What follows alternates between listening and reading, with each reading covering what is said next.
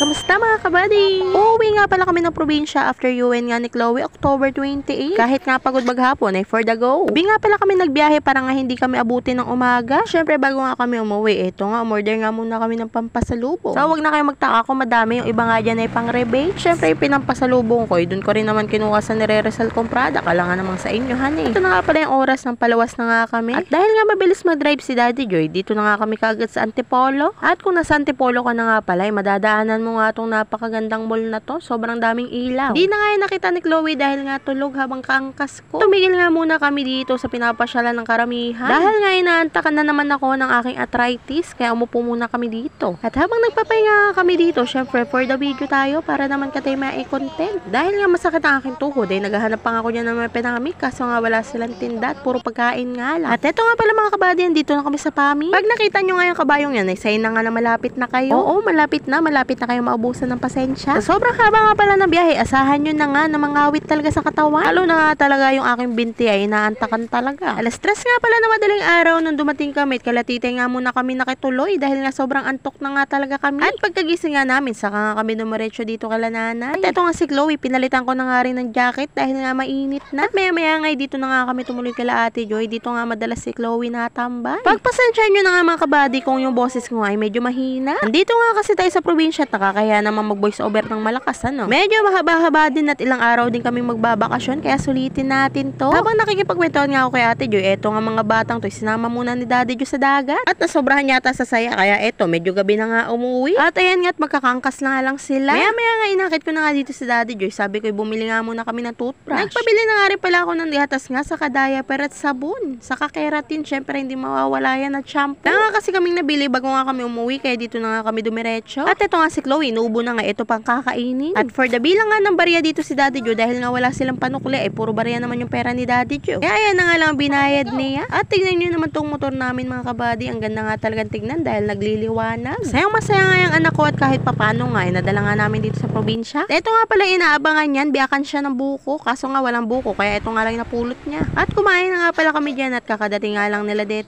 at tinuturo pa nga yung motor nila at may gas-gas nga daw. Susundayin nga pala nila si Chloe dahil nga boboto kami ni Daddy Joe. At syempre bago nga tayo lumayas ay eto, maghugas nga muna ako ng plato para wala naman tambak. Magwawalis na nga rin ako dyan para nga mamaya tutulog na nga lang pagkabalik. Gagandahan nga ako dito maghugas ng plato dahil nga yung lababoy medyo nga malawak. Kailan naman na ikabit na tong itim na lababoy, nag-uso naman ngayon yung timputi. Nandito na nga pala ako sa school at hinatid nga lang pala ako ni Daddy Joe dahil sa katablingan nga siya boboto. Saglit lang naman pala ang pagboboto dito, hindi katulad ng boboto ka pa ng president at senator, ay siksikan talaga. Ay grabe, hindi talaga makapaniwala dito sa school namin, ang laki ng ginanda. Totoo nga namang pag-aalis ka ay may magbabago nga sa school nyo. At after nga namin bumuti, kinuha ko na nga rin si Chloe at bumili nga pala ako dyan ng 2 pirasong chicken. At sa bahay na nga kami sa katablingan kakain. Ito nga pala guys, yung katunayang bumoto nga ako. Ay kung wala kang ganyan, siguro hindi ka bumoto. Ay maiba ko nga muna, dito nga muna tayo sa aesthetic na Kalano, diba? Nakakamiss talaga tong mga panggatong na to. Nakakamiss talaga magluto dito. At ito na nga sasandok tayo ng pamamalakasang kanin. Ito nga pala yung pansamantalang kalan nga nila Daddy Joe. Diba? Ang dami mo talaga mamimiss pag nasa probinsya ka nga talaga. Yun lang muna mga kabady. Bukas uli. Bye!